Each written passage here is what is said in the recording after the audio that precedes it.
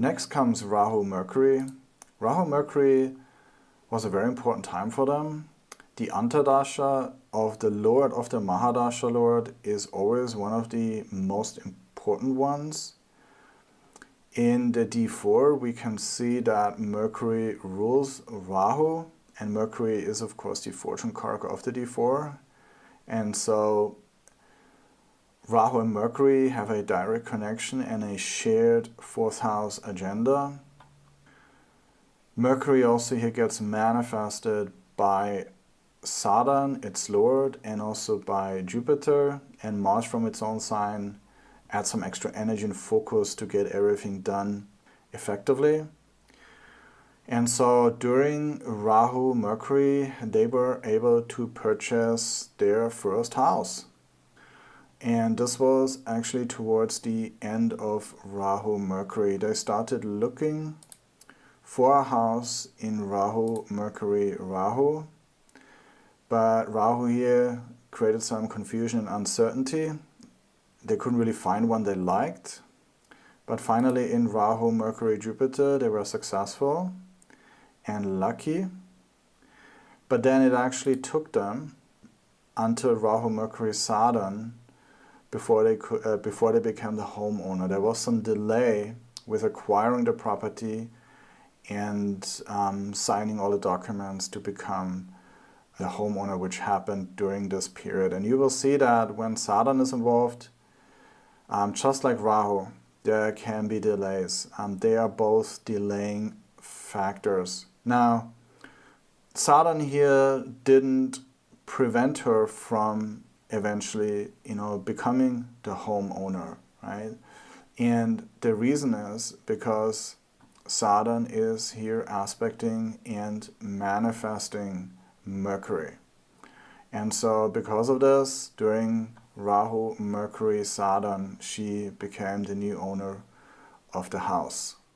This was the first home she owned, and this definitely had an impact on her overall life experience. So also, let's have a look at the Rashi chart, since it's always good to get some kind of confirmation. So this person has a 10-11 interchange, which is one of the most fortunate interchanges. The 11th Lord Moon is interchanged with the 10th Lord Mercury. And this indicates a life of continuous growth and success, with regards to career and wealth. The fortune karaka Mercury is also taking part in this interchange, and that is really like a cherry on the cake. This person was able to buy their first property at the age of 24, and this is all due to this very fortunate interchange of 10-11, including the fortune karaka Mercury. What happened is, with their amazing business skills, they made a lot of money quickly, and so they were able to buy their first home with the money that they were able to save up. Let's move on to Rahu Ketu. Rahu is here in the 10th house. Rahu rules all things foreign. The 10th house also rules foreign lands.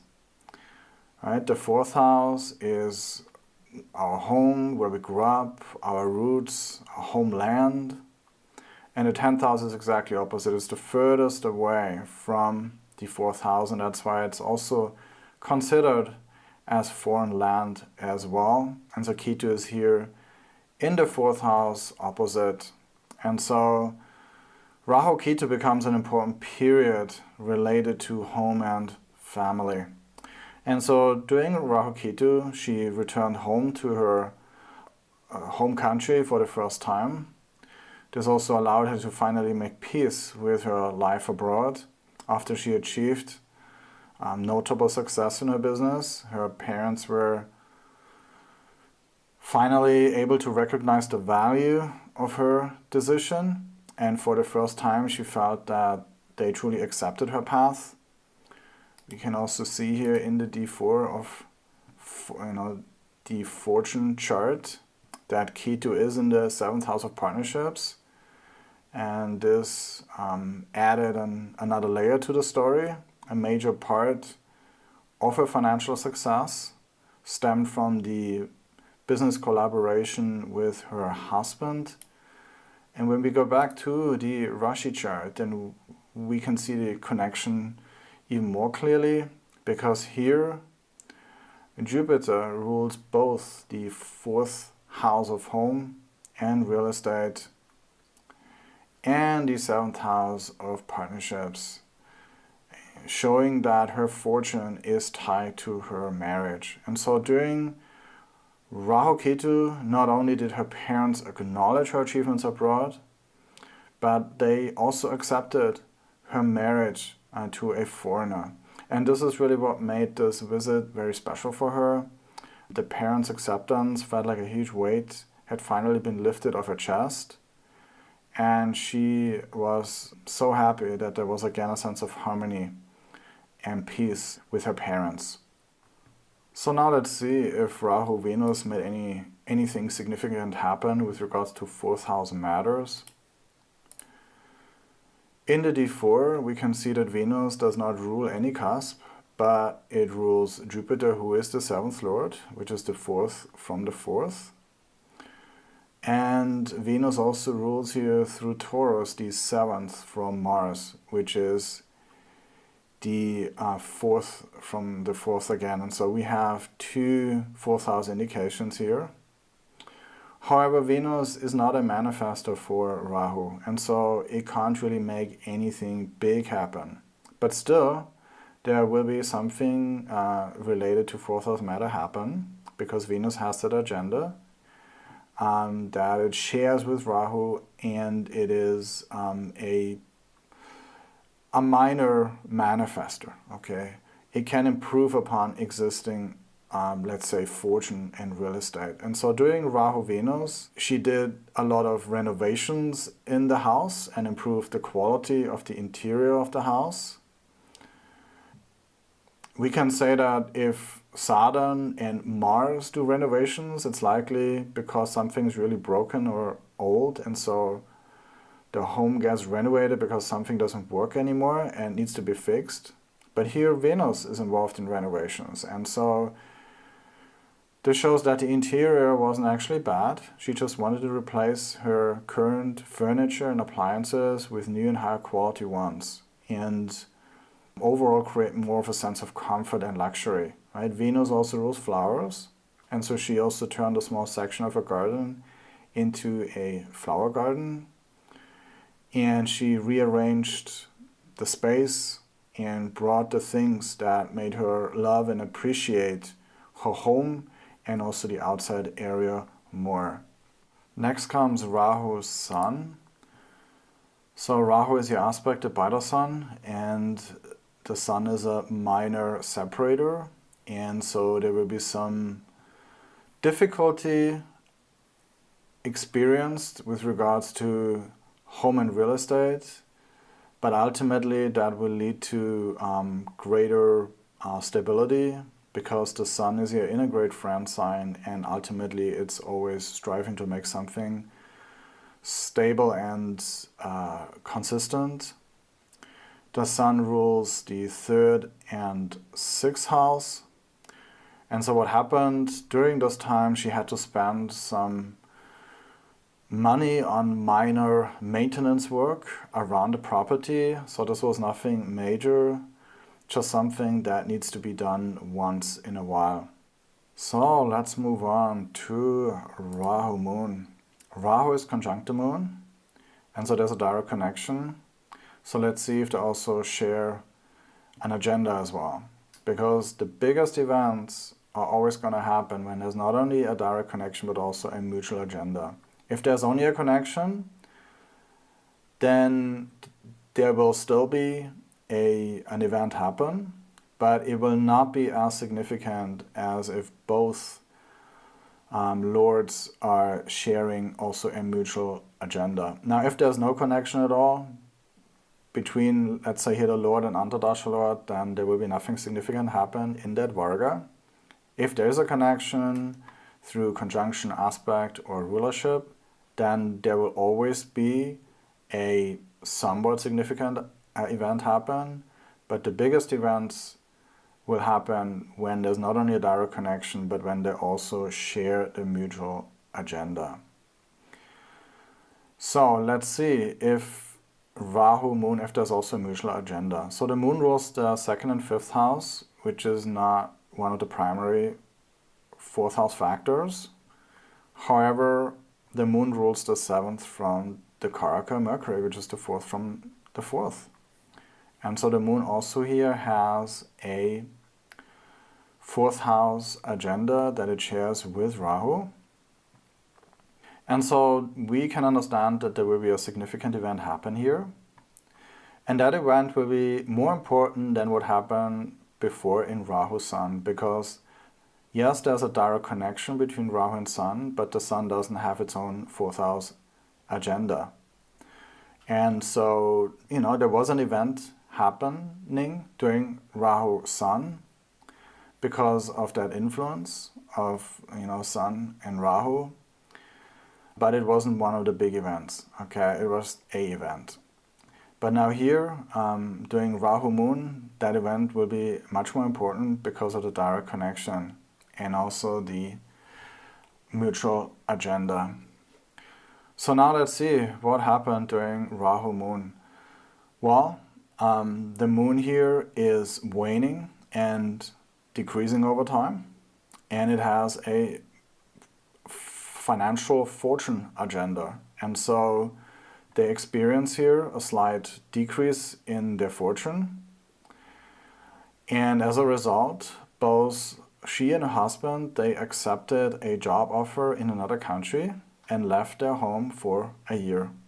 And so we can see here that Rahu is separating from the Moon in the D4. And of course the Moon here has a 4th house agenda, and so they get separated from their home and homeland. Now the Moon also rules here the 2nd house of money and business, and so they left their home temporarily because of work. And all of this becomes even clearer in the D1. We can see here that Rahu is again here conjunct the Moon. And the Moon and Mercury, they are here involved in a 10-11 interchange, which creates a lucky financial opportunity. And so what happened, they didn't sell their house, they simply left for a year and then came back. And we can see here that in the D4, both Rahu and Moon are ruled by Mercury, who is here in the 8th house of breaks and changes, but also in the 11th house, of long-term planning and long-term goals. And Mercury is manifested by Jupiter here and Saturn, and so this resulted here in a one-off opportunity to take part in a project that gives them, in the end, a big paycheck. So now let's see what was happening during Rahu Mars, which is now the end of Rahu Dasha. And let's go back to D1 to get an idea of what was going on in their life. So Mars is in the 9th house of discovery and exploration. Mars rules the 3rd house, which can always indicate moving houses because it's the 12th from the 4th, or the loss of home, and moving somewhere else. Mars rules the 4th lord of home, Jupiter, and also the 8th house of big changes.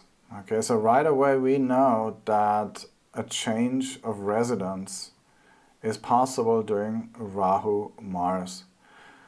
But for that now we have to look at the D4.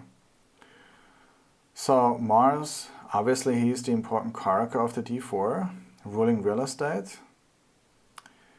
It also rules here the 4th from Mercury, which adds a financial fortune agenda in general.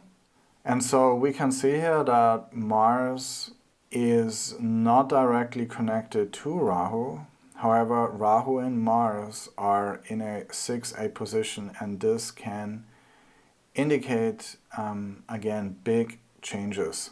And so what happened when they came back from their work assignment abroad, they couldn't find another job close to where they lived, and so they had to move to another city and sell their home.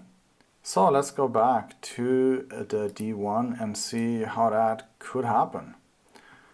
Mars rules the 3rd house of moving homes and the 4th lord Jupiter of home, and it is also here placed in the 12th from Rahu, indicating losses, right? And so during Mars Rahu, they have to sell their home and move somewhere else. And in the D4, Rahu and Mars are in 6-8 position, causing a big change in the sale of their house. But luckily, Mars here is in its own sign and a manifestor of real estate. And it also gets manifested here by Mercury. And they were able to buy a new house during Rahu Mars. And that was actually much better than the old one.